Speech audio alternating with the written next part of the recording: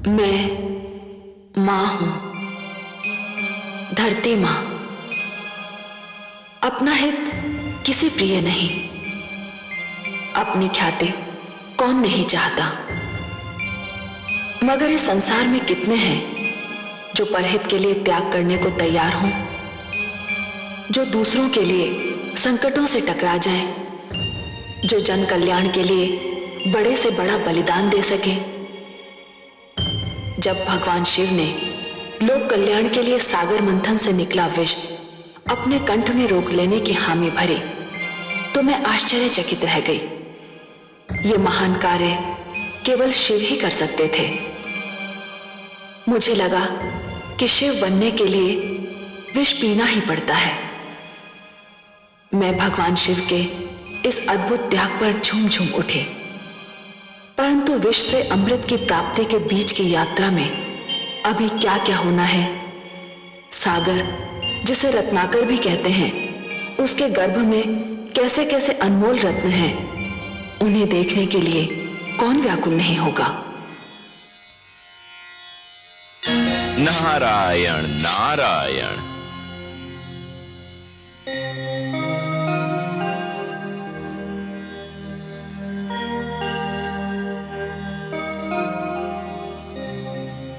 माते,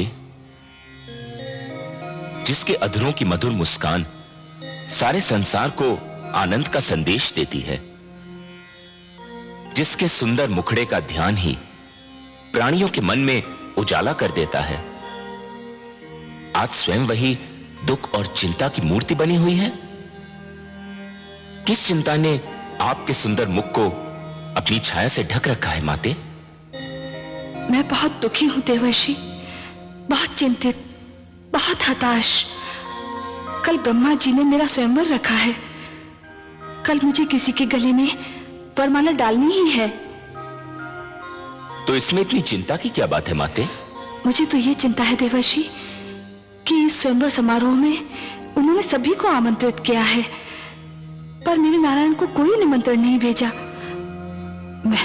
मैं तो उनके अतिरिक्त किसी और के गले में वरमाला डालने की सोच भी नहीं सकती।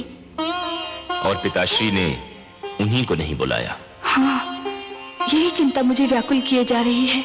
ये तो वास्तव में अन्याय है। आप ही कुछ कीजिए ना देवर्षि। मैं अपने नारायण से विनती अवश्य कर सकता हूं, पर बिना निमंत्रण के वे आएंगे या नहीं, ये तो उन पर ही निर्भर करता है। नारायण नारायण।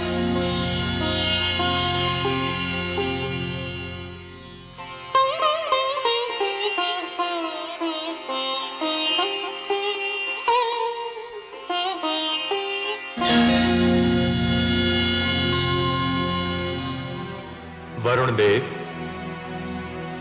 चंद्रदेव नहीं आए अभी तक? संध्या की बेला हो गई है, बस उदय होने ही वाले होंगे।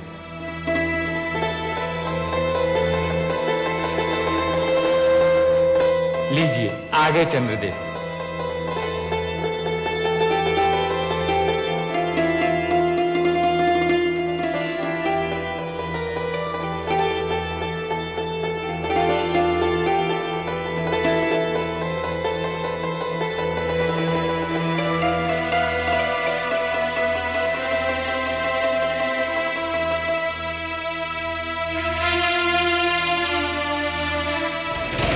हे ब्रह्मा, मेरी समझ में नहीं आ रहा क्या कारण समय को नष्ट किया जा रहा है। जिन दानव देवताओं को आमंत्रित किया था वे सब तो आ चुके हैं, अब देर किस बात की? स्वयंवर आरंभ कीजिए।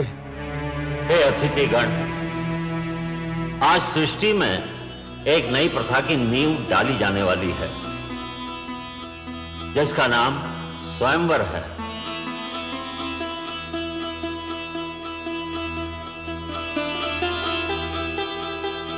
अर्थात अपनी इच्छा से अपने लिए वर चुनने का अधिकार केवल कन्याओं को प्राप्त होगा।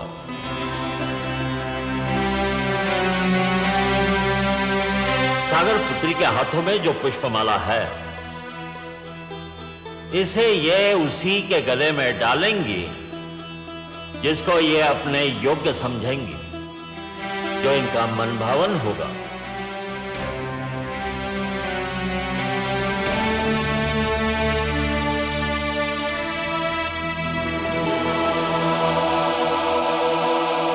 हे सागर पुत्री, आपको ये माला यहां उपस्थित अतिथियों में से किसी एक के गले में डालनी ही होगी। और हे अतिथिगण, आप भी जान ले, सागर पुत्री के चुनाव को कोई चुनौती नहीं दे सकता।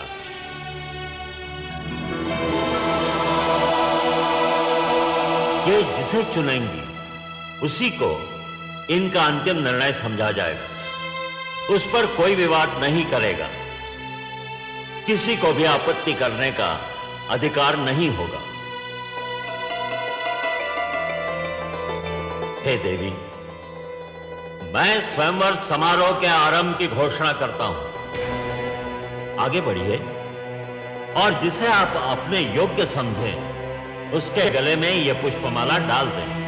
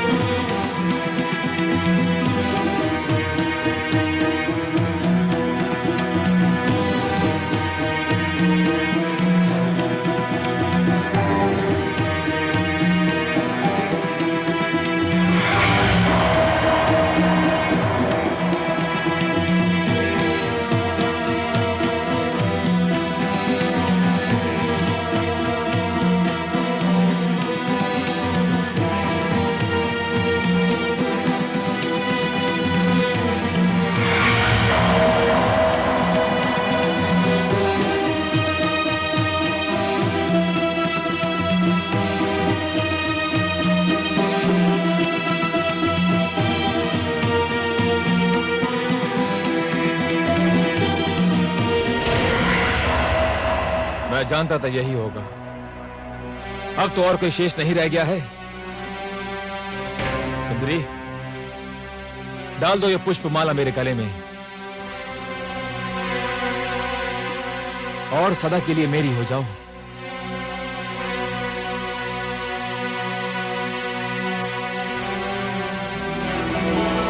सुंदरी, इतना विलंब क्यों?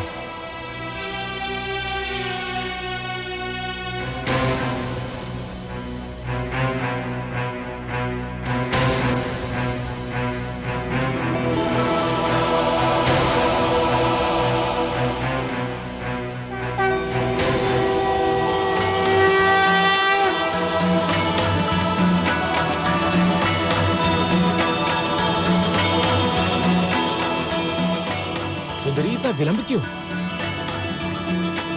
प्रिय,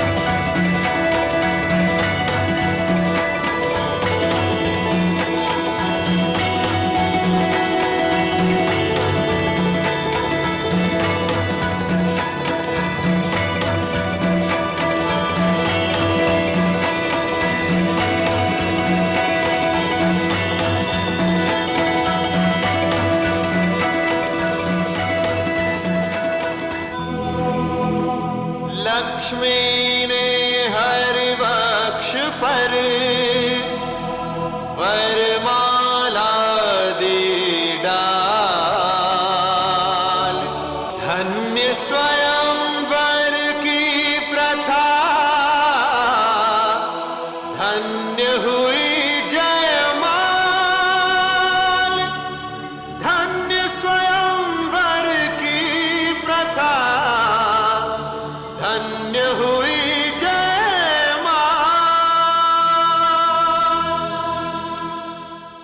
लक्ष्मी नारायण की, लक्ष्मीपति की, लक्ष्मी नारायण की, लक्ष्मीपति की, लक्ष्मी नारायण की, लक्ष्मीपति की।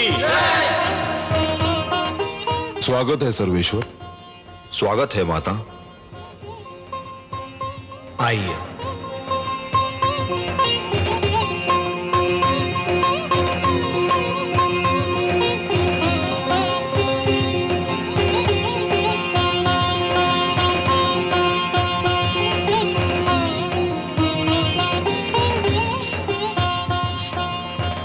हमने आपसे कहा था ना महादेवी कि इस बार हमारा मिलन बहुत मधुर होगा। ऐसा जिसे आप कदापि नहीं भूल पाएंगी। कैसा लगा आपको ये मिलन? बहुत सुंदर, बहुत मधुर, अनुपम। किंतु हे कमल नयन, जब तक आप नहीं आए थे मेरे हृदय की गति रुकी जा रही थी। एक क्षण का भी और विलंब करते आप तो। विलंब क्यों करता देवी? आपका मन मुझे पुकार रहा था। जब भी कोई मुझे मन से पुकारता है तो मैं उसके पास जाने में एक क्षण का भी विलंब नहीं करता। और आप तो देवी, जिन रंगों से हमारा जीवन चित्र बना है ना, उस चित्र के सुंदरतम रंग आप हैं। आपके बिना तो हमारा जीवन अधूरा है, अस्तित्व अधूरा है। तो आपके पास आने में मैं विलंब क्यों करता?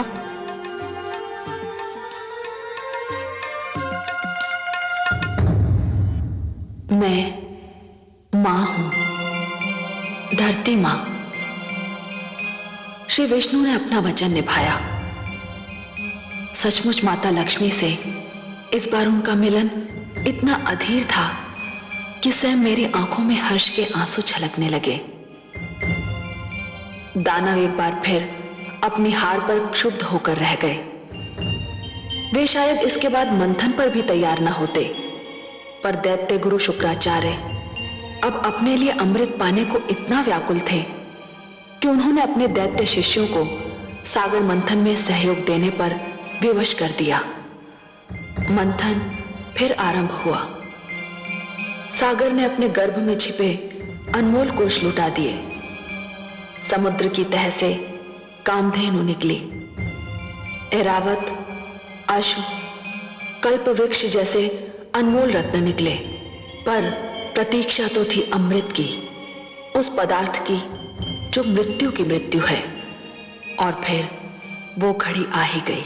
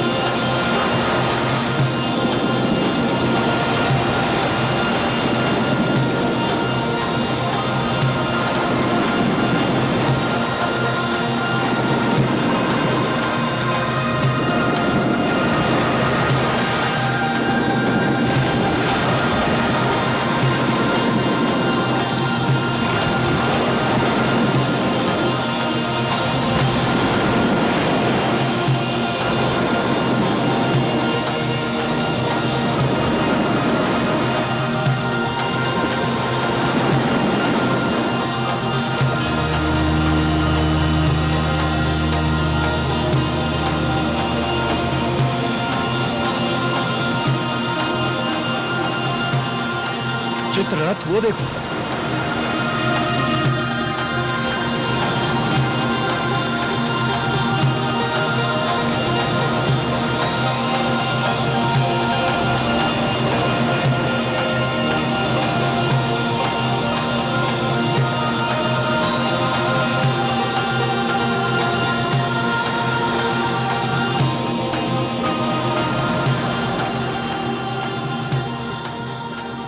कलश में अवश्य ही अमृत होगा। अमृत? अमृत?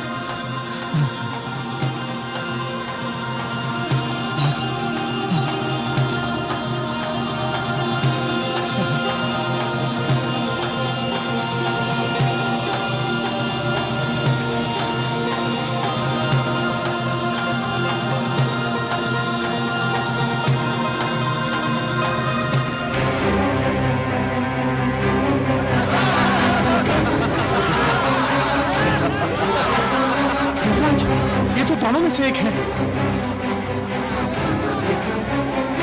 हमारे साथ धोखा हुआ है।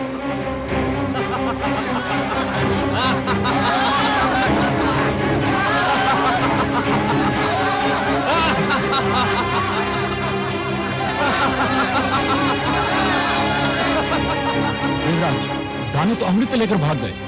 अब तो संजीवनी मंत्र उनके गुरु के पास है और अमृत उनके हाथों में। यह तो सर्वनाश हो गया देवराज। हमारे साथ भयंकर छल हुआ है। अब क्या होगा?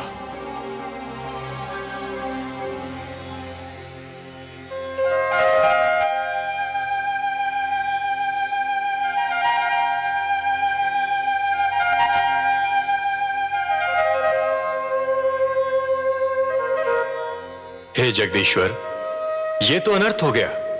दानव अमृत कलश लेकर भाग गए। संजीवनी और अमृत दोनों की शक्ति पाकर तो वे समस्त सृष्टि का सर्वनाश कर डालेंगे।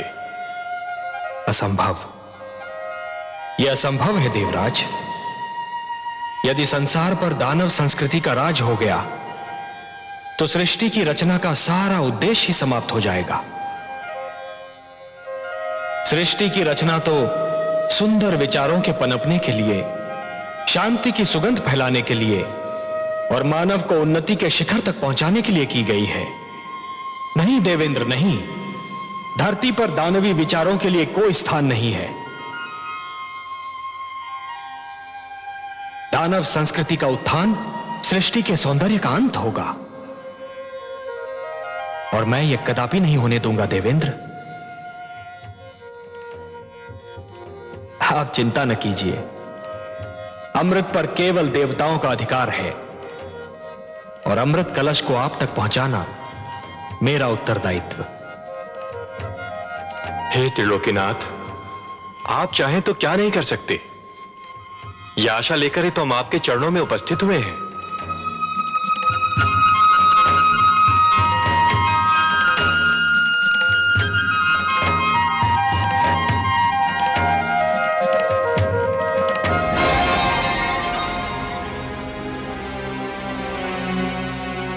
हे स्वर भानु, हम तुम्हारे आभारी हैं।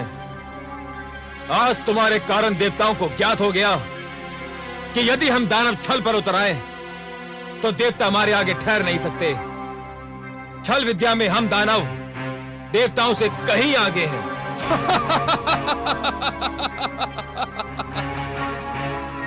मुझे तो गुरुदेव ने भेजा ही इसी उद्देश्य से था कि मैं अमृत को देवताओं के हाथों में ना पड़ने दूं। अब ये सारा अमृत हम पी जाएंगे दानवराज। देवतागण इसकी एक बूंद को भी तरस जाएंगे। चले थे अमृत पीकर अमर होने। सोचो मित्रों, संजीवनी और उस पर अमृत जैसे सोना और उस पर सुहागा। अब हम तीनों लोगों पर छा जाएंगे। देवताओं को बड़ा घमंड अपने भगवान विष्णु पर। अब हम देखते हैं कि वो अभिमानी विष्णु हमारा क्या बिगाड़ पाता है।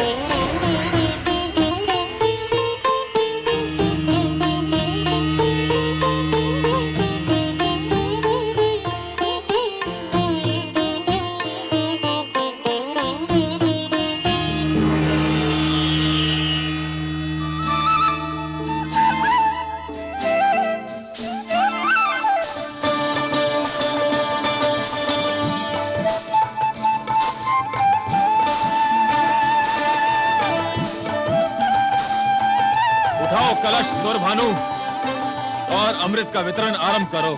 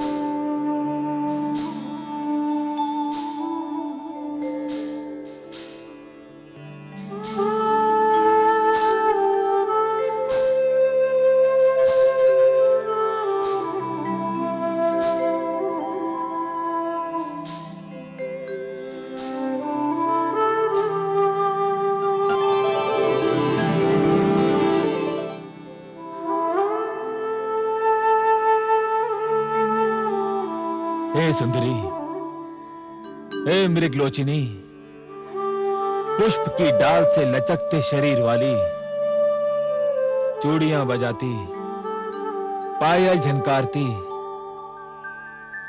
हमारे मन पर बिजली गिराती, किस लोक की वासी हो तुम और क्या नाम है तुम्हारा? मेरा नाम मोहिनी है। मोहिनी नहीं, मन मोहिनी कहो। सुंदरी, तुमने तो पहली झलक में हमारे मन मोह लिए। मन करता है तुम्हारे चरणों में अपना तन मन बिछा दूं, तुम्हारी बल खाती काया पर पूरा दानव लोक लुटा दूं। इतने सुंदर स्वरूप से हमारे मन को छलने वाली, तुम्हारे दर्शन पाकर हमारे नेत्र धन्य हो गए। यद्यपि तुम्हारा आना मेरे लिए सौभाग्य और गर्व की बात है, परंतु मेरे सभागार की शोभा बढ़ाने का उद्देश्य क्या है? मैंने सुना है कि तुम दानवों ने अमृत प्राप्त कर लिया है। तुम्हारे गुरु के पास संजीवनी मंत्र और तुम्हारे पास अमृत। अब तो कोई तुम्हारे सामने सिर उठा ही नहीं सकता। शक्तिशाली को कौन प्रणाम नहीं करता। इसलिए मैं तुम्हें इस दोहरी सफलता पर बधाई देने आ गई। ऐसे नहीं सुंदरी, ऐसे नहीं। फिर कैसे? हमें बधाई देना है तो तुम्हारे पांव में बंधी जिस पायल ने हमारे हृदय की धड़कनें तीव्र कर दी, उसी छम छम से हमें बधाई दो। तुम्हारी जिस बोली ने हमारे मन की वीणा के तारों को छेड़ दिया, उसी बोली द्वारा हमें बधाई दो। अपने सुंदर मुखड़े को दमका के, अपनी कंचन काया को लचका के हमें बधाई दो। तुम जैसे महाशक्तिमान की इच्छा पूरी न करूं, मुझ में ये साहस नहीं।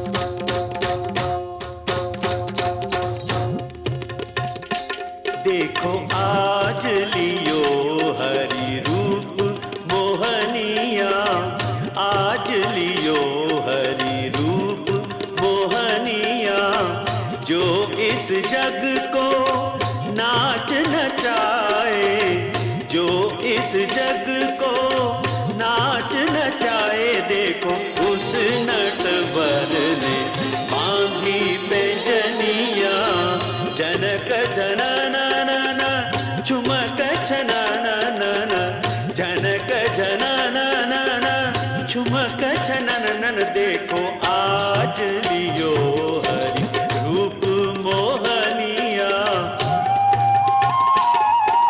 निशा निशा रे सारे पग मरे सा निशा रे धा नि प म ग म नि द प नि सा रे पग मरे सा निशा रे मरे सा निशा रे मरे सा निशा।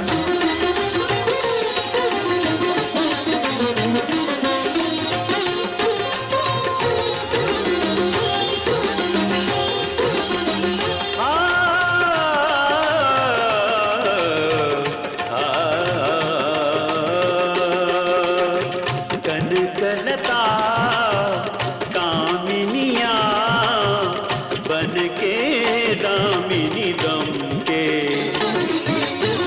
छलियों को छलने को मोहक रमणी बन के हृदयों को व्याकुल कर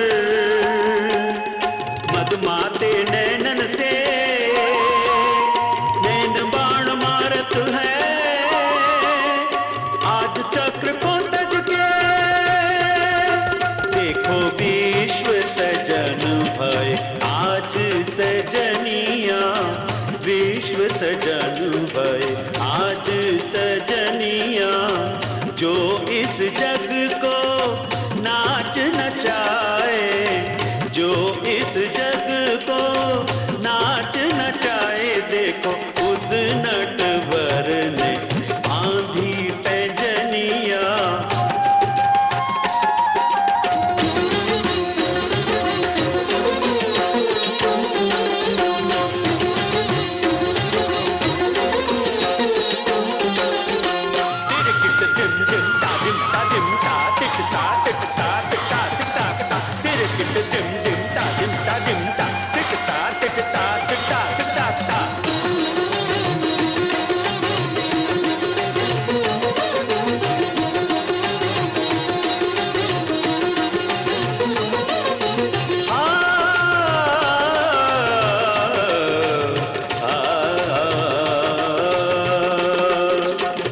प्रेमातुर दानव दल भ्रम की लट में उलझे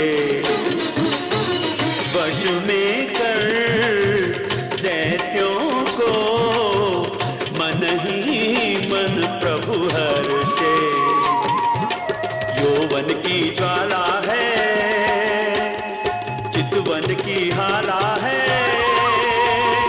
हर मन मत वाला है कुछ होने वाला है देखो सबको छकावत माया हिरनिया सबको छकावत माया हिरनिया जो इस जग को नाच नचाए जो इस जग को नाच नचाए देखो उस नटवर ने बांधी पैंजनिया आज लियो हरि रूप मोहनिया आज लियो हरि रूप मोहनिया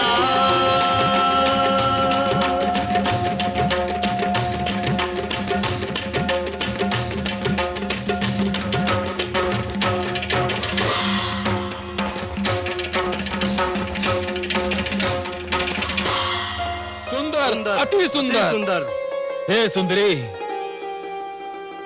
अमृत पाकर हम बहुत प्रसन्न थे तुम्हारा ये रूप तुम्हारा ये छल बल तुम्हारी ये मन को गुदगुदाती मुस्कान किसी अमृत से कम नहीं यदि तुम ये अमृत हमें अपने हाथों से पिला दो तो इसकी मिठास और भी बढ़ जाएगी तुम्हारे स्पर्श की मिठास अमृत में घुल जाएगी तो इसका स्वाद और भी बढ़ जाएगा मैं आपकी आज्ञा कैसे टाल सकती हूँ दानवराज परंतु क्या हे दानवराज जिस प्रकार धूप बिना छांव के महत्ता नहीं होती दिन बिना रात्रि सुहानी नहीं लगती उसी प्रकार आपकी सभा भी देवताओं बिना सूनी लग रही है देवताओं बिना भूल गए सागर मंथन में वो आपके सहयोगी थे परंतु वे हमारे शत्रु हैं हम उनको क्यों बुलाएं हे दानवराज आप उन्हें इसलिए बुलाएं कि वे छोटे आप महान हैं वे अन्यायी हैं आप न्यायप्रिय हैं वे छलिए हैं पर आप निश्चल है न्याय कहता है कि इस अमृत पर उनका भी अधिकार है निश्चलता कहती है कि आधा अमृत आप पिए और आधा वे। महानता कहती है कि छोटों को भुला देना भी छोटापन है।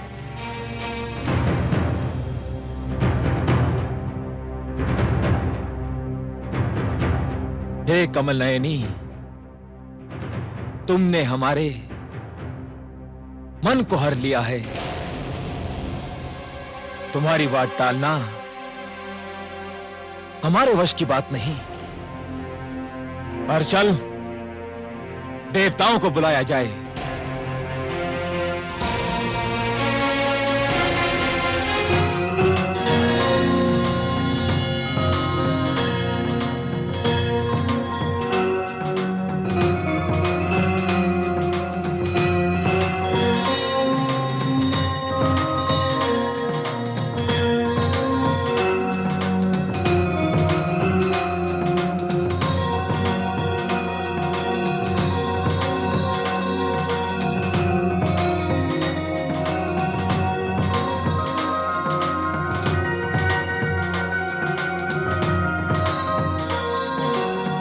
हे सुंदरी, अमृत का वितरण आरंभ करो। हमसे और अधिक धीरज न धरा जाएगा। अतिथि सत्कार दानव लोक की परंपरा है। इस परंपरा को निभाने के लिए मैं पहले देवताओं को अमृत पान का अवसर दूंगी।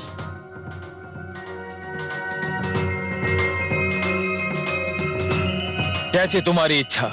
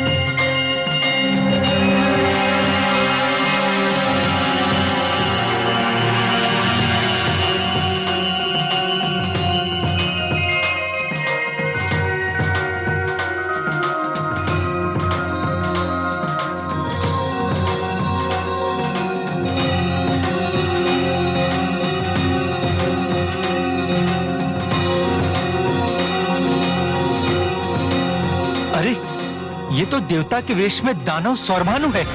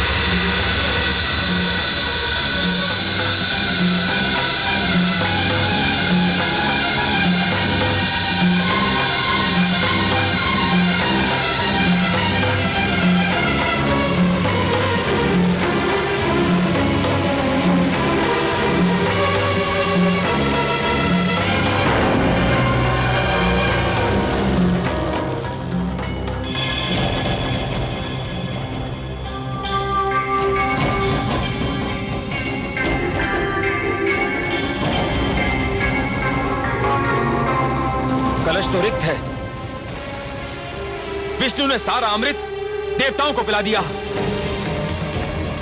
छल, महाछल।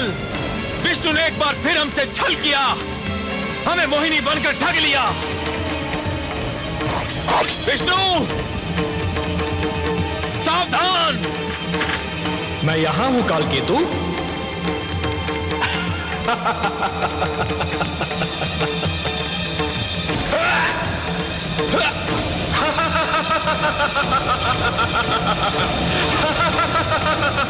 सावधान दानवराज, अब कुछ नहीं हो सकता। स्मरण है, हम अमृतपान कर चुके हैं। अमृतपान, हम सभी अमर हैं। अब तुम, तुम्हारे शस्त्र और तुम्हारी सेना हमारा कुछ नहीं बिगाड़ सकते, कुछ भी नहीं बिगाड़ सकते कालकेतु।